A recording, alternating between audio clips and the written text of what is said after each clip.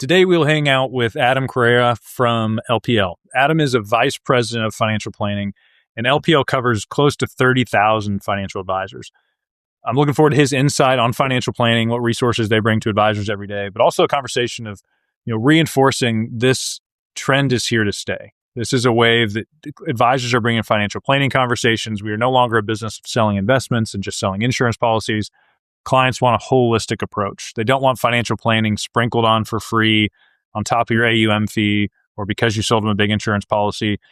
And when you have companies approving this at a big, high level, the question is, are you ahead of it? Are you going to incorporate it into your practice soon? And how are you going to do that? So Adam is going to give us great coaching today. Adam, good to see you again. Hi, Sten. Thanks for having me. For everybody listening, Adam is the vice president of financial planning at LPL. Very important position, has contact with a lot of advisors. What was the latest count that you guys touched at LPL? 2,000 unique one-to-one engagements and over 500 one-to-many presentations my team conducted at LPL last year. And then how many advisors does LPL, what's that umbrella cover? About 30,000. Yeah, that's wild. Yeah. So I love, obviously, we believe a lot of the same stuff about financial planning, and we've been able to chat, and my story a little bit about coming in with really traditional approach. I just sold investments and sold insurance, and that was financial advice to me until eventually I realized, hey, I think I'm missing some things. I'm probably not giving a complete experience. So wanting to give a great experience, but then realizing, hey, there's a separate value add here that I need to learn to talk about. And then really overcome a lot of head trash to someday ask somebody to pay me a fee for my time and ideas, which to me was almost like not only foreign, but like, are we even allowed to do that based on the initial training I had in the industry? So I'd love for you to give kind of your background and how you made it into the role you're in, and then we can dive into what you're seeing in the space. Yeah.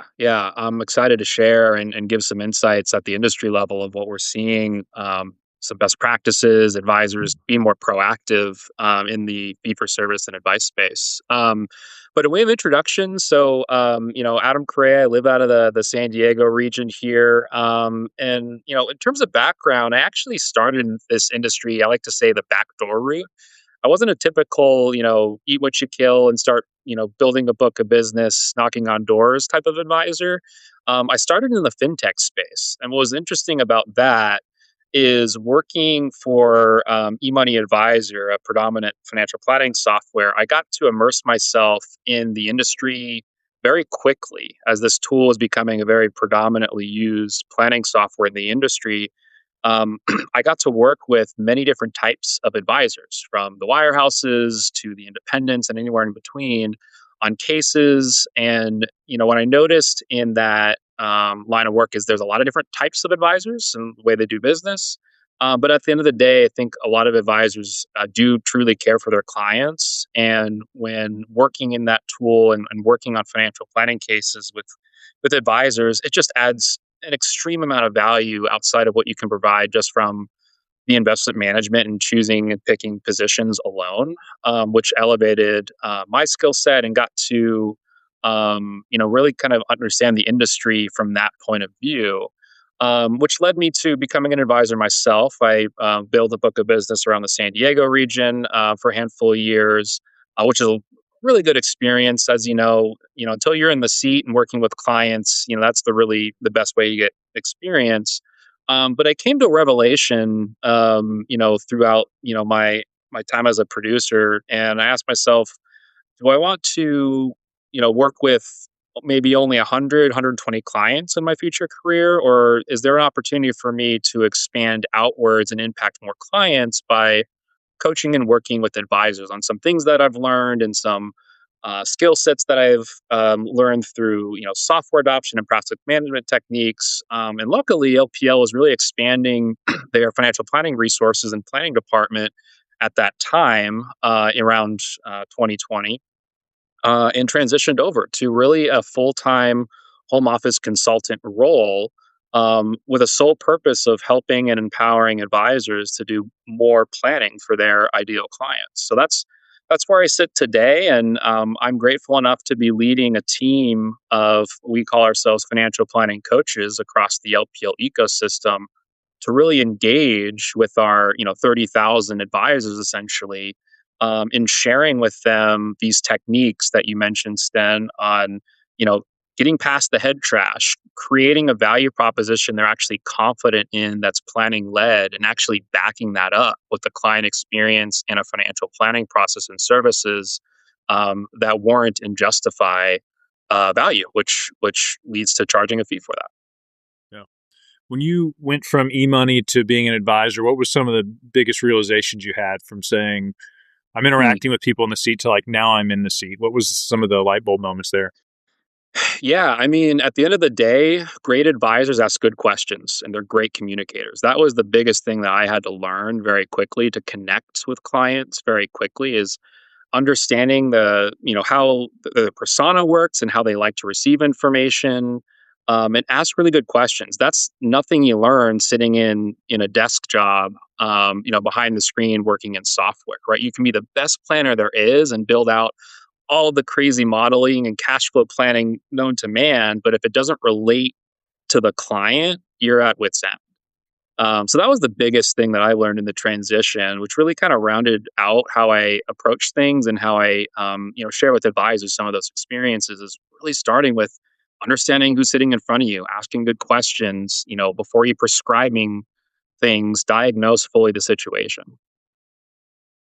I think that reality frustrated me for a while. I was like, no, the smartest advisor should win. The one with the best strategy should win. And I'm like, I think it's the best communicator. I think there's some, Yeah. you need to be able to bring the expertise. You need to have the tools. Like that stuff is kind of a commodity to some degree.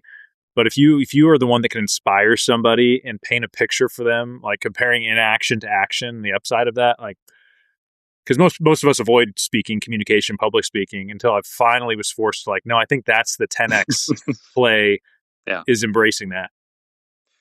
Absolutely. Yeah, it's really just getting comfortable with asking not only good questions, but maybe difficult questions. And clients really appreciate that because when they understand that your intention is really looking at everything holistically and doing that through your engagements and asking questions, they start to get the buy-in to planning Mhm.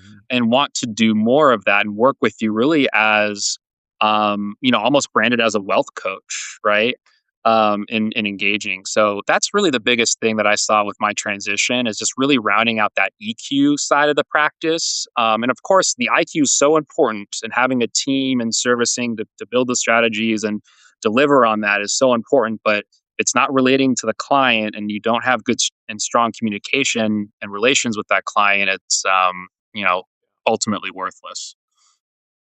Yeah, I took for granted, I think early on, like today I want my clients to leave a meeting like excited. And I want them, if I say it's time to meet, for them to look forward to it. And I think early on, the boring kind of traditional average framework I was delivering was helping them be financially better off.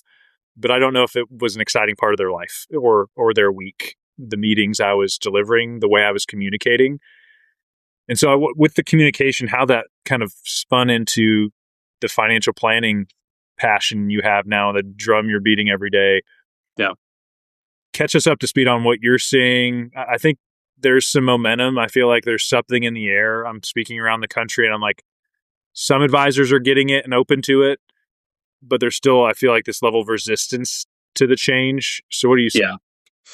Yeah, that's a really good question and framing. So I think the first part I want to mention is that when I'm working with advisors, like planning is not a one size fits all solution, right? There's different ways you can plan for different clients, and different practices have different focuses and things like that. So, like, where we often start with advisors is going back to basics. Like, do you understand your ideal client, what their focuses are, what they want to accomplish in their life, what transitioning looks like in major events, and really focusing on like identifying your ideal client. I think this industry, when I first started, was a lot of almost like hunting and gathering, right? You're trying to build with anyone that has a financial pulse essentially. And then you see, advisors that stay in the business and grind it out, as you were mentioning before you made your transition. get to a place where they have so many clients and so much things going on and they're servicing too many clients and they can't actually deepen their relationship and do planning because planning takes time. So I think one of the things that I'm seeing is, first an awareness point, whether it be when an advisor reaches out to us and says, "Help, I need to make a change," or an advisor doing it on themselves and saying, "I'm just burnt out. I'm doing too many hours, and I know the industry's moving towards planning. I just don't have the time or the resources or capacity." So really, the first step is really just doing some self reflection on the book, right, and saying, "What are my ideal clients? What's my target revenue I need to make for my practice and my team?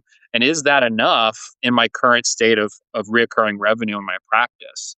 A lot of advisors, unfortunately, they're so focused on serving the clients and wearing multiple hats, they're not wearing the business owner cap for a second. And if you put on the business owner cap and take a look at that holistically, we tend to see advisors say, "Oh, well, there's actually a subset of clients, like legacy clients, we'll call them, that really were sold on a transaction or maybe like a one-time event or a product that really we need to do something with, whether it be, we move on from that relationship and outsource them to another solution or elevate them to the new service model, which is what we're speaking about, that really holistic approach, that wealth coach there. So a lot of that takes time, self-reflection, a strategy as well. So we're seeing a lot of that. The other thing I wanted to mention too is, I wanted to bring in the AI conversation today with respects to financial planning. And there's so many sides of the coin. Some advisors are saying, "Do I have a job in 5 years?" And the other advisors are saying, "I'm really excited because I can serve more clients at a deeper level."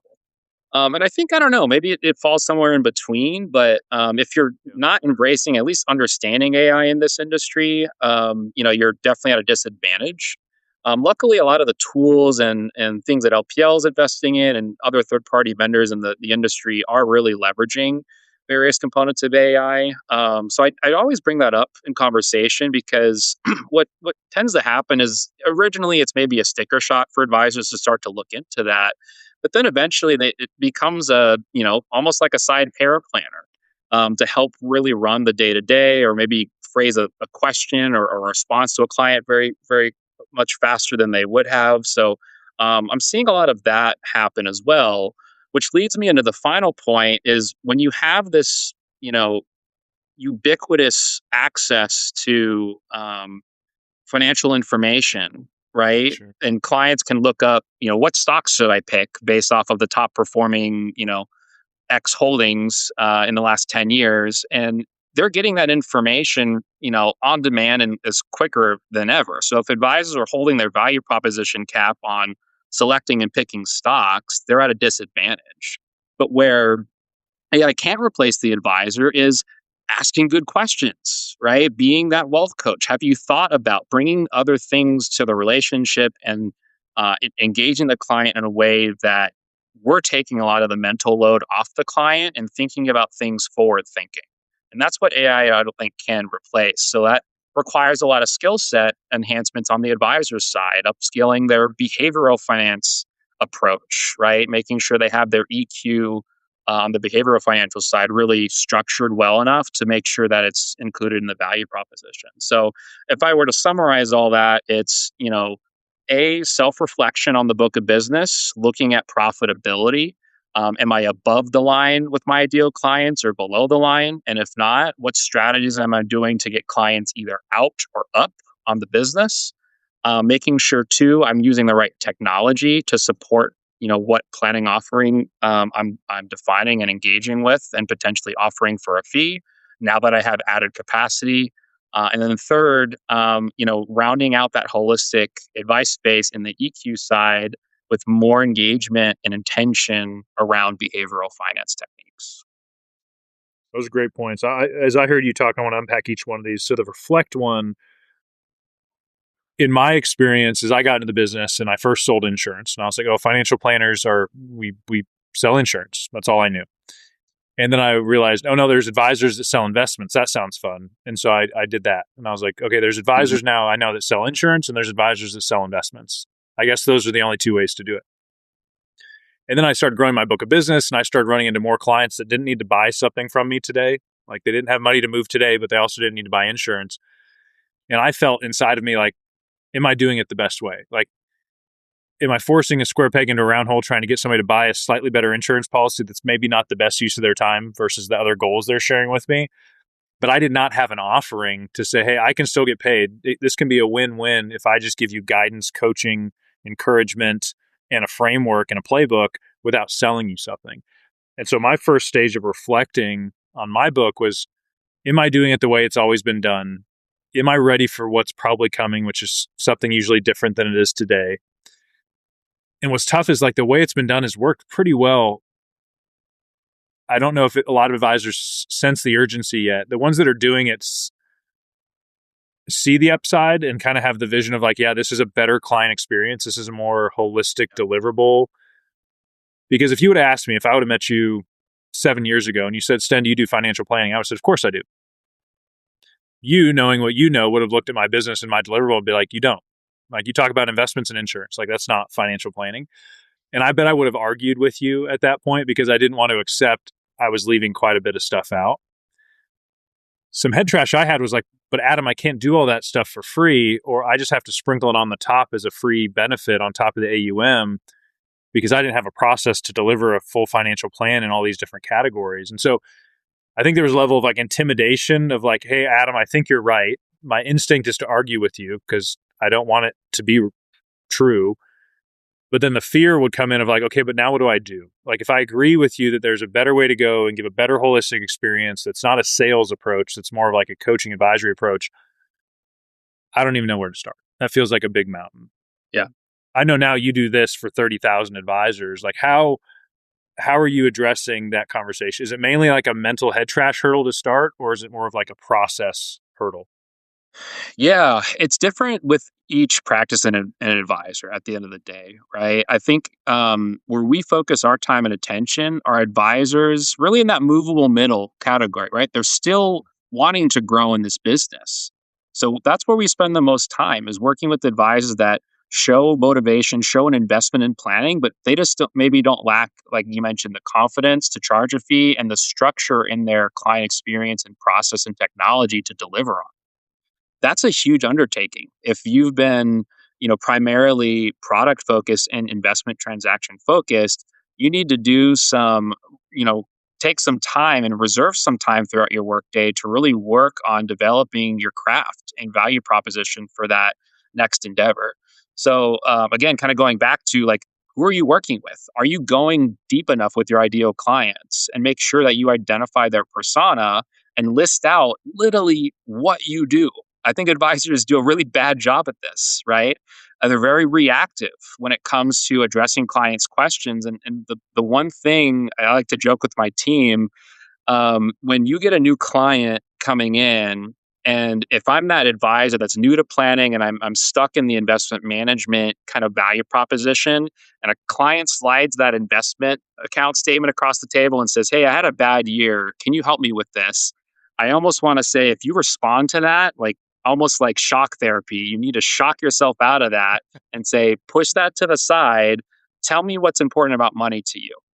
And you start reframing the conversation a little bit to go deeper and ask better questions, which leads into a better relationship leading to financial planning. So to directly answer your question, really we need to look under the hood of what you're saying in those meetings to make sure that it aligns with a financial planning forward business model. And that may change. Like you may have a foundational or maybe simple offering if it's more retirement, investments, and insurance focused. But we know that with top clients, high net worth clients, they expect more, especially moving into these next few years in the industry. High net worth clients are going to expect everything when it comes to estate and income tax planning. The good news is a lot of this technology out there has democratized scalable estate and tax planning that advisors can do in house. They don't have to hire, a W-2 attorney or a CPA to be able to provide that level of guidance. Of course, there's still room for your team, right? Thinking about building out third-party relationships with a certified public accountant or attorney to actually create the estate documents. But when it comes to the strategy, the advisor has a lot of great tools now to reshape and rethink their offering. But they can't do that until they do that self-reflection part and really look at their book of business and say, what are my ideal clients? What's the profitability looking like? And starting to think and define their value proposition to go to those existing clients and say, hey, we now have new capabilities. The relationship has changed, and how you can affiliate with our firm is a little different. So we spend a lot of time there and just making sure they get repetition in how that sounds and how that is communicated, from scripts to videos to all the good stuff that individuals learn on to build up the confidence to be able to have that conversation with new and existing clients. Yeah, I think as I dealt with some of my limiting beliefs early on of like, clients don't want to pay for this. If they say no to the planning fee, that means I lose out on the other transactional business. I've learned now from kind of getting into the arena and just trying to figure it out. If you are not letting people know this is an option, you're kind of robbing that experience from them. Mm-hmm. You can let them say no to it. You can say, hey, there's two ways to work with us. We can kind of manage your money directly, or we can put you through a process and there's a cost to that, but there's a lot of value to it. It's the same as if somebody came to a theme park and you didn't even know that fast passes were a thing. Yeah. Not everyone wants to buy the fast pass, but like if you didn't even let them know, like some people will say, yes, of course I'll pay for that. And so I think for advisors to learn how to talk about it as a standalone offering, I think is a really important first step. Whether you charge for it or not, if that's the limiting belief is like, I don't want to give them a fee because I'm worried that's going to add friction to our relationship, learn how to position a holistic engagement language, even if you still focus on the insurance investments, like just learn to talk about it. And then build a process to deliver it efficiently. Because I think that's what I ran into is when I started doing financial planning, it became this burden. And it felt like it was taking away from AUM or taking away from insurance. And I said, okay, if I'm going to keep doing this, I have to streamline it so I actually enjoy doing it. Like it has to be profitable and efficient. Yeah. And then all of a sudden, I know now how to talk about it. I have a system to deliver on it. And all of a sudden, you just turn the faucet on and just start telling people, hey, there's a fee for this. And then people just kept saying yes. And so I try to go back in time when I talk now to advisors, and I'm very confident and very direct with it, that it wasn't that long ago that I was in the way of thinking of like, this isn't possible. We're not allowed to do this. I don't have the time to do it. But I did have to just step into it and start trying to get better at it. Yeah. I want to go back to your point you made on the positioning part, because that's so crucial. You can't slide, like selling financial planning is not a tangible service or product. I'm not walking into a car dealership and saying it's 40 grand to buy this car and I can touch, see, and feel it. It's intangible. So that's a barrier for advisors often. And if you don't have a process and if you don't take a needs-based approach to really qualify and understand the gaps and concerns and risk in a client scenario first, before you prescribe financial planning as a fee, that's the biggest shift. So not only refining your process for executing on financial planning, but refining the way you talk to prospects, identify those needs-based gaps, right? By asking good questions and having good structure to really look at things holistically, and you'll find and pinpoint opportunities, right? I don't have, there's a lot of different risks out there in financial planning. A common one is, have you looked at your trust recently? Does it have a clause in there for payout? Is it direct or is it in installments over age-based distribution? Common things like that you have to have in your playbook to ask questions around with identifying your ideal client, by the way. So you uncover those opportunities and say, hey, we can fix this. You don't have to move over your assets today. We can work with you through a financial plan and engagement. Oh, and if the advisor across the street saying, hey, we're offering a free financial plan, what I can respond to that is, A, do you pay for something for free? Do you get free healthcare? No, you don't. And I probably wouldn't go and get free healthcare because you're going to get what you pay for. And secondly, how does that advisor make money? This is me having a conversation with a potential client. How do you think that advisor makes money? And how do you think their interests are affected because of that? Right? If I'm paying a direct fee for financial planning, there is no conflict of interest. I am completely objective when it comes to providing you the services and advice based off of your needs and financial goals through the financial planning process. So if you haven't really gone through the head trash with that portion of charging a fee, just make sure you kind of go through that internally. There's a ton of industry resources out there. Kitsys is a great one as well that produces a lot of good stuff on that to get over the hump. I think I appreciate you mentioning the movable middle. And what I want everybody to hear also is that like LPL this is on their radar. Like you guys have been working on this and thinking about it. Edward Jones just approved it. Like this is here. And I think for everybody listening, you have to decide, are you in the group that's content with where you are and so you're comfortable and that's just your goal? That's fine. Are you in a group that's like very resistant to change? Meaning like you are going to be the most late adopter because you rather avoid the discomfort, but the discomfort of change is coming. Things have to change. Or do you find yourself in the group like, I want to be coachable. I know the landscape is shifting in our business and I want to be with the tide or ahead of it. And I would say if advisors are looking for a 10x type play for their practice, not a tweak, not a slightly different prospecting strategy to get 10 new clients this year, and learning to communicate and deliver a different experience and bring a new offering, a new vertical of revenue to your business. It doesn't take away from AUM. The data supports like your AUM goes up. If it's insurance, your insurance sales can go up. Like it is a both and kind of thing if you do it well. This is the thing you should focus on in 2026. That's really direct. What comes up in you when I say it that way? Are you like, hey, totally agree, or is there something else that you're like, maybe it's not fully here yet?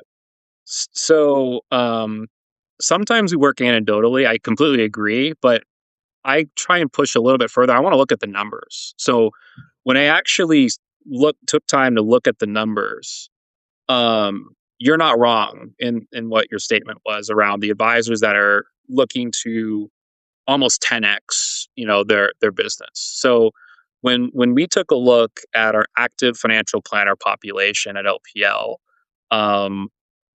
they have a more positive growth rate, 3x or so amongst our peers, and that's a broader definition, right? You can be an active financial planner in different ways, right? But the 10x starts to come with advisors that obviously go up market and build teams and processes and services to cater to high net worth clientele. And the good news is that charging a fee for financial planning, A, is expected from that target market, and B, it doesn't cannibalize your advisory business. In fact, it jumpstarts it. So the biggest pushback I get from advisors is, well, how do I communicate my advisory fee in collaboration or separately from financial planning? And you need to work through the numbers and work through your business model to really get a good stance on that. But at the end of the day, if clients want to pay for advice, let them. Give option, right? If it makes more sense for that client in the accumulator phase that's a business owner and has a lot of cash flow going back into their business and low liquidity, I'm going to say this financial planning solution makes more sense for you at your time, because we're going to be providing you ongoing advice with not only your business, but also how that coordinates with your financial plan. And that's an annual cost of X.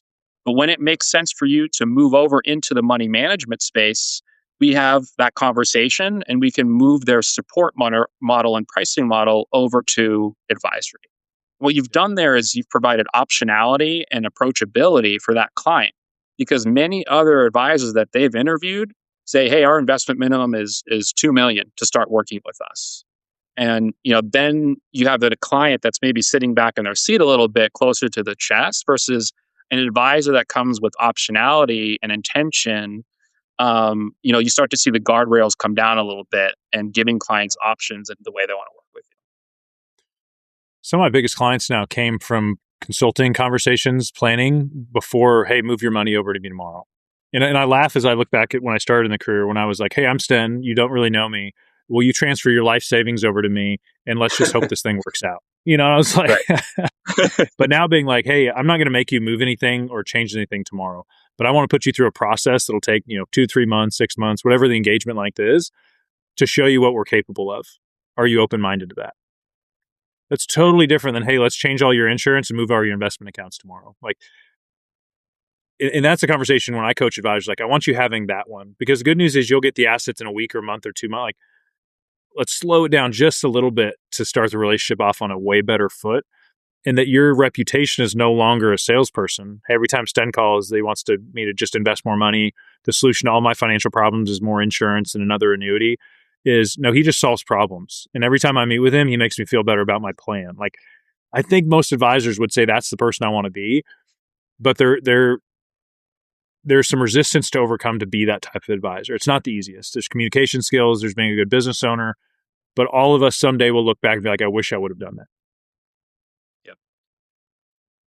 So, man, I appreciate you coming on. I wanted everybody to hear, obviously, you're in a big position of influence. Like, LPL is on this. One of the largest groups of advisors in the country is not ignoring this. And you're on it, hitting advisors up. So for everybody listening, we do a 2-day event here in Nashville where we teach our process and our system. But my hope is for everybody going into this year is that you stop fighting this wave that's here. Are you learning to talk about it? How are you implementing in your practice? And I loved what you said. If somebody wants to pay you, say yes. Like, don't try to talk them out of being a client up front, even if it's not AUM right away or an insurance policy. Like, they're saying, I want to see what you have to offer, and your business should have a way for them to interact with you that way. Absolutely, Sten. Yeah, and the other side to that too, hey, if the client isn't responsive, if you go through the planning process and you're like, man, they're not even returning my calls, they're not engaged, guess what? You just saved yourself a headache and a whole bunch of time, and you're moving on to the next client. And guess what as well? You've gotten paid for your time trying to support that client as well. So um, I try and debunk any myth, any head trash advisors have with this approach. And as you mentioned as well, LPL is fully on board. We're investing a lot in empowering our advisors to do more financial planning within technology and services and support. So it's exciting for the industry, and more importantly, I think it's better for the client at the end of the day, which is good. Yeah, that's a good word. All right, Adam, good to see you, brother. We'll talk soon. Thanks, Sten.